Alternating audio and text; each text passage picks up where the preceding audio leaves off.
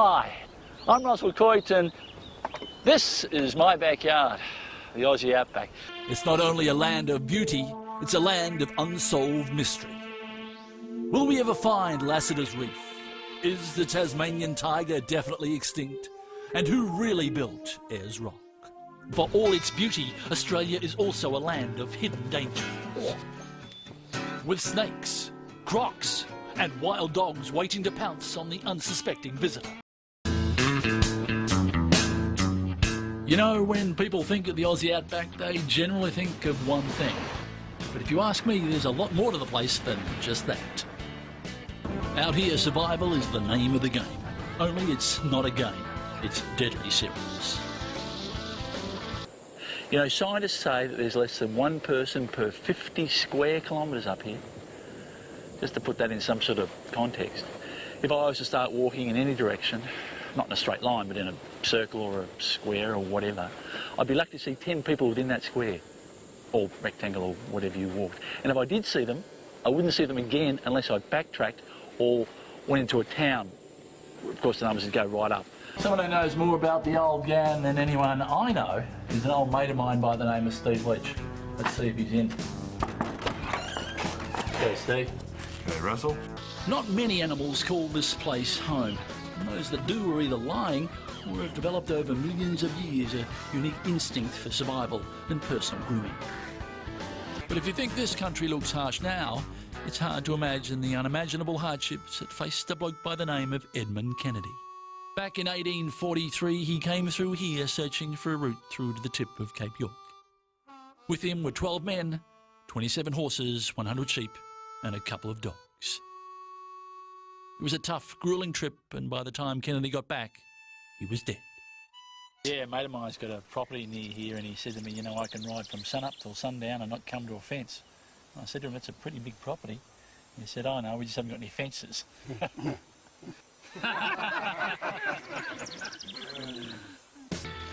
Okay, my clothes are wet.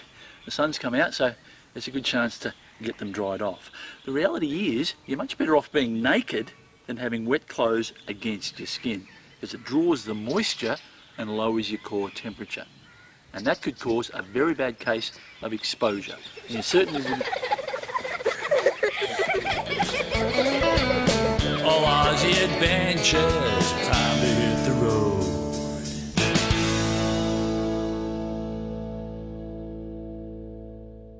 Now, right next to me here is an insect. Now, don't be surprised if you can't see him, because he has excellent camouflage. There he is. I was here a second ago. Well, if he was here, he'd look a lot like that there. And you wouldn't be able to see him because he looks like a stick. Fantastic camouflage, isn't it? I'll just put him back. Well, that's not actually it. If he was here, I'd put him back.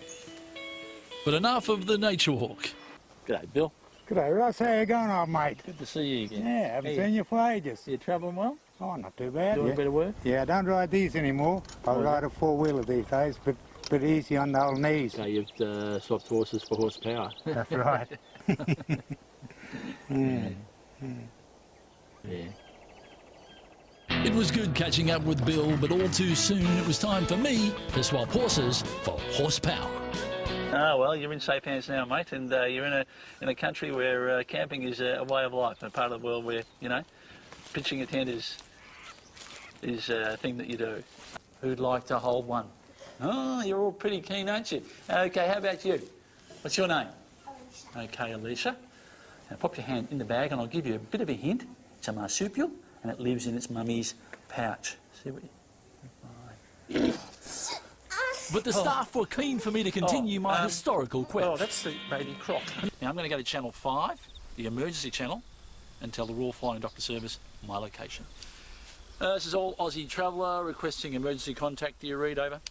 Kevin, is that you? Negative, this is All Aussie Traveller requesting emergency contact. Who's that? It's me!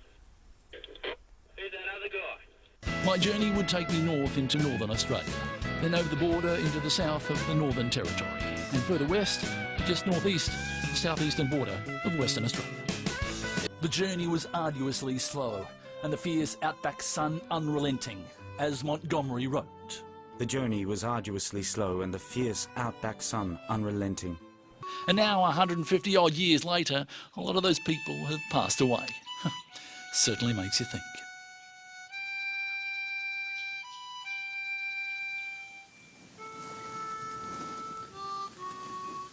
Dead.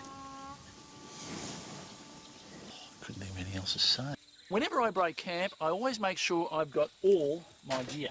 I have a bit of a look around, check for tent pegs, that sort of thing, make sure that my fire is out, and then everything will be safe and sound. Time to hit the road. Dawn, and as the first rays of dawn began to dawn, the Aussie bush comes alive. Brightly coloured parrots, the magnificent brown sparrow, and the majestic bullet.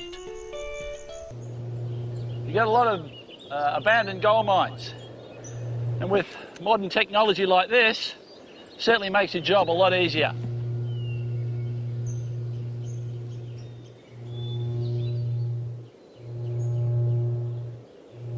Am I out of frame yet? But there's plenty of wildlife to be found out here if you know where to look. Birds, wild camels, and of course ants.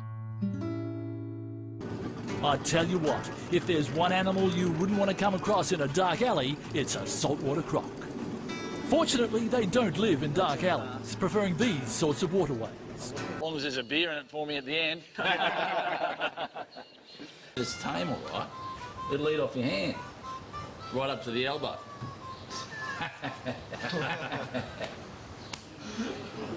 The first farmer to recognise the potential of this region for cattle was Jock McCubbin, who in the autumn of 1873 took a mob up into the hills, leaving them there to graze over the winter months. Unfortunately, they all froze to death, which proved something of a setback, although it did make the muster considerably easier. It's looking a bit dry out there, even those camels will be thirsty. Look at this, what a beauty. It's a stumpy-tailed lizard, I said it first. McDonnell Ranges are named after the man who discovered them, Ernest Jones. A lot of people have made mistakes out here and paid the ultimate penalty. Others have actually done it. Do you want to go inside and have a drink? Let's go.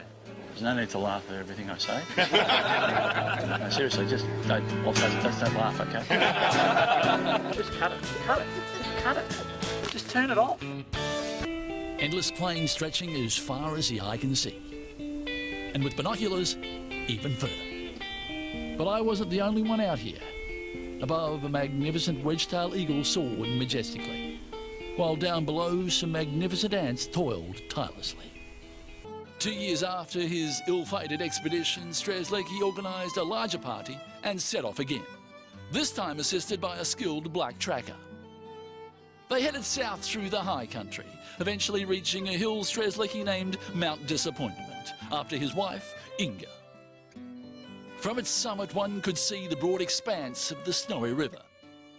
But Strzelecki was prevented from reaching it by dense scrub, steep cliffs, and the fact he was by this time dead. Many of these creatures are nocturnal, and the best time to see them is at night, except you can't see them because it's dark. She's just moving. She's arcing up. She's ready to strike. But she didn't. Luckily, this time she didn't strike. But next time, she might. She went again. No, she didn't. Like the majestic wedge-tailed eagle, so named because of its wedge tail and the fact that it's an eagle. Meanwhile, down on the ground, a mob of emus can be seen grazing. Emus tend to travel in pairs or sometimes alone or in groups, and feed mainly at night or during the day. Noel had a problem with a rogue croc, and his cattle were in danger. Where is it? Down the back canal down there. Yeah, how big do you think? I don't know, close to 3 metres. Yeah, 3 metres. Yeah. What Noel was saying here, he's got a croc, which is a problem down the back paddock there. Right. It's around about 3 metres long. What Noel was saying was he had a croc about 3 metres long in the back paddock, and he wanted me to get rid of it. As a formerly licensed explosives expert, I always carry a few sticks of gelignite in the back of the car, and it wouldn't take me long to wire up a charge or two. There's an old Aussie saying, what happens in the bush, stays in the bush. Now it was just a question of placing the explosives in place and clearing the road once and for all. 10, 9, 8,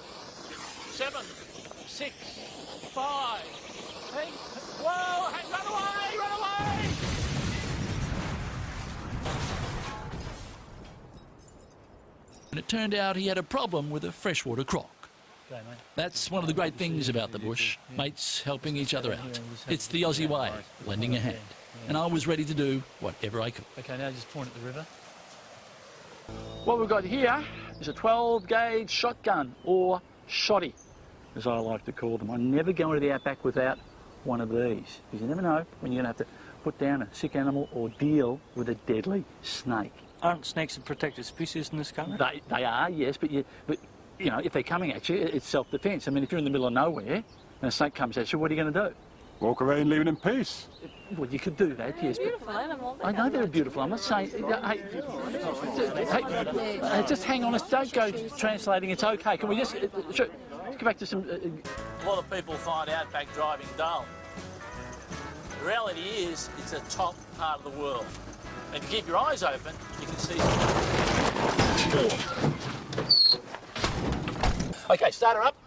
Okay. Okay, don't touch the brakes. You'll lose control. Low range, first gear. Right. Watch and listen to me. Okay.